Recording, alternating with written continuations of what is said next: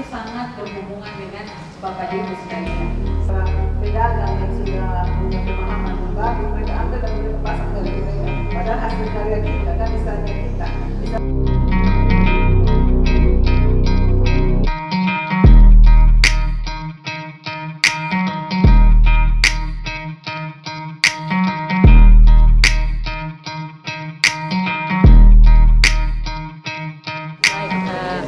terkait dengan kegiatan yang kami lakukan pada saat ini adalah kami melakukan kegiatan berupa sosialisasi tentang kekayaan intelektual sekaligus pendampingan untuk melakukan pendaftaran kekayaan intelektual. Sasaran daripada sosialisasi itu memang kami lakukan kepada masyarakat secara umum.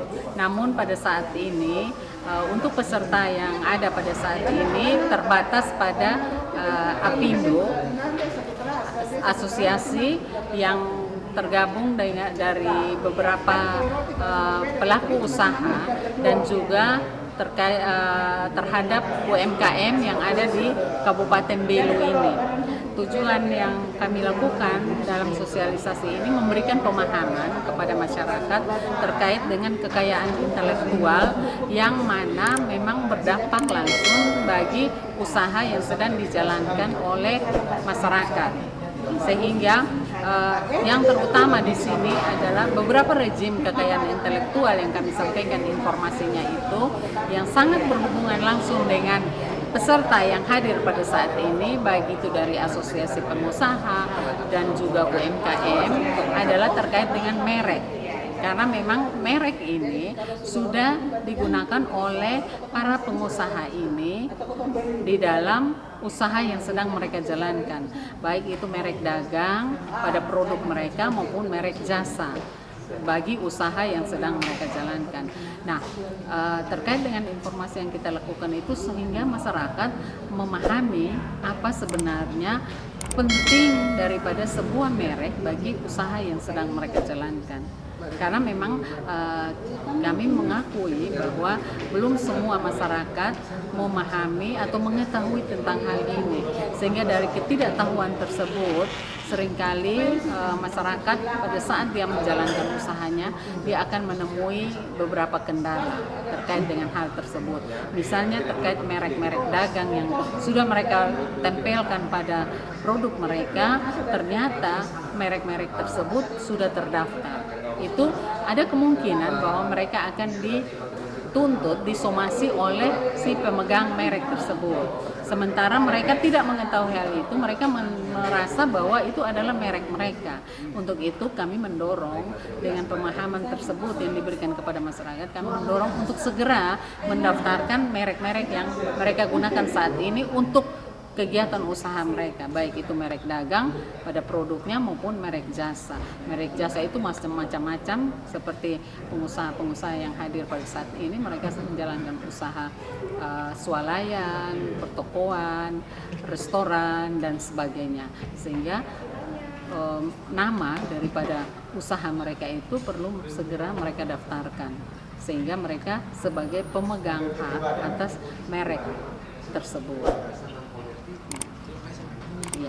Dan juga kami berharap bahwa sekalipun memang jumlah peserta kita terbatas saat ini sesuai dengan ketersediaan anggaran yang ada pada Kanwil Kemenkumham, tapi kami berharap yang 30 yang hadir saat ini sebagai peserta bisa menyampaikan informasi ini juga kepada yang lain, sehingga kami pihak Kanwil Kemenkumham akan sangat terbuka bagi siapa saja yang ingin melakukan konsultasi, ingin melakukan mendapatkan pendampingan dan sebagainya terkait dengan hak kekayaan intelektual tersebut.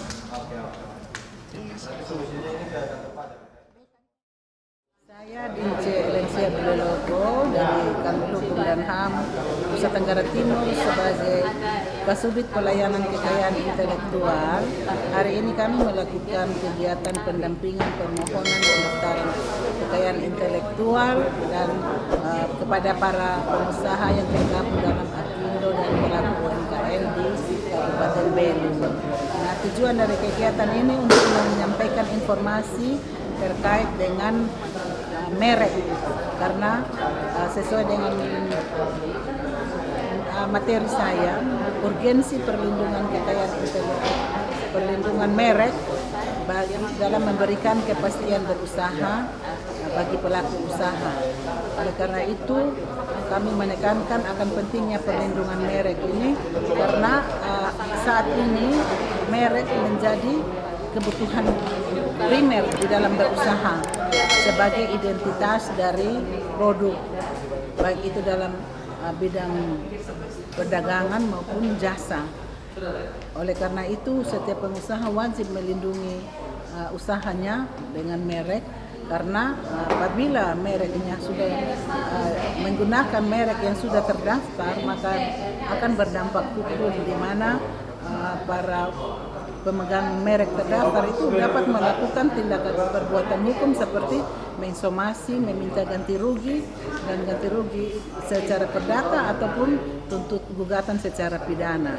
Oleh karena itu pentingnya para pengusaha melindungi mereknya, dan untuk merek ada prinsip yang harus diperhatikan, yaitu prinsip first to file. Jadi siapa yang mendaftar dahulu dialah pemegang hak merek, dan merek itu perlindungannya bersifat teritorial. Jadi hanya berlaku di tempat, di negara yang di mana dia mengajukan permohonan perlindungan merek. Sedangkan kalau dia ingin melakukan perluasan ekspansi usahanya di negara-negara yang lain seperti yang tergabung dalam protokol Madrid, maka dia bisa mendaftar hanya dari Indonesia saja dengan menggunakan satu bahasa dan mata uang, dan dia akan terdaftar di negara-negara yang tergabung di dalam protokol Madrid tersebut. Sehingga kalau dia mendaftar dalam jangka waktu 19 bulan tidak ada notifikasi pemberitahuan ataupun ada hal-hal yang harus dilengkapi, maka dia otomatis sudah terdaftar di negara-negara tersebut. Demikian juga di Indonesia, negara prinsip teritorial itu dia hanya berlaku di Indonesia dan dalam produk yang spesifik, yang dalam artian yang sejenis yang ditentukan oleh kelas. Sehingga untuk mendaftar merek itu para pengusaha harus mengetahui produk yang dia akan daftar itu jenisnya apa dan masuk di dalam kelas yang mana. Karena perlindungan itu bersifat di dalam spesifik itu ditentukan oleh kelas. Misalnya dia bergerak di usaha jasa perhotelan atau di dalam usaha misalnya produk makanan yang ada di kelas 29, misalnya produk susu atau minuman atau makanan. Nah itu dia masuk di kelas 29, dia harus daftar di situ. Tapi kalau dia ada restoran, maka dia juga harus daftar di kelas yang mengatur tentang jasa restoran, sehingga dia harus daftar di 2 kelas. Nah khusus untuk PNBP atau penerimaan negara bukan pajak yang menjadi biaya pendaftaran, ada 2 kategori, yaitu untuk umum dengan modal usaha di atas 1 miliar, itu dia biaya PNBP-nya 1.800.000. Sedangkan pelaku UMK atau IKM harus ada produknya.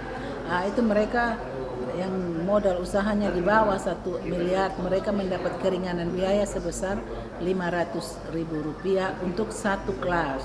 Sehingga kalau dia lebih dari 1 kelas atau dia harus 2 kelas, 3 kelas, tentunya dia harus 1.500.000 kalau 3 kelas.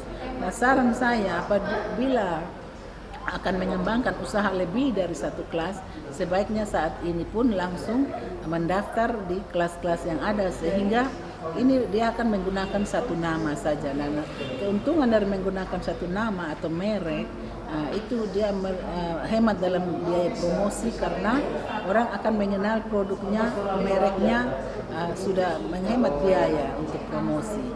Demikian juga apabila terjadi dalam pendaftaran itu ada persyaratan, misalnya tidak boleh bertentangan dengan kesusilaan, agama, ideologi, dan juga menggunakan nama-nama yang berbau kepentingan umum. Ada juga tidak boleh menggunakan nama produknya, misalnya Kalau kopi jangan sebut kopi atau hitam misalnya. Gula karena dia rasa manis dia sebut manis, itu bisa ditolak.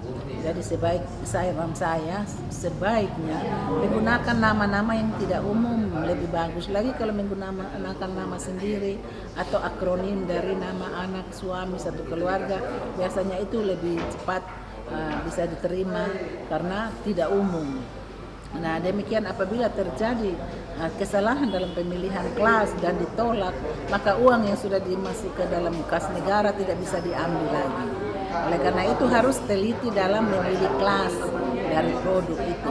Apabila terjadi penolakan karena mereknya sudah digunakan oleh orang lain, maka hanya ada 3 hal yang bisa dilakukan, yaitu pertama, dia melakukan lisensi dengan orang yang menggunakan merek itu, jangan pembagian hasil, dan lisensi itu harus hasil yang namanya royalti, dan lisensi itu harus didaftar di Kementerian Hukum dan HAM, sehingga apabila terjadi prestasi maka bisa diproses secara hukum.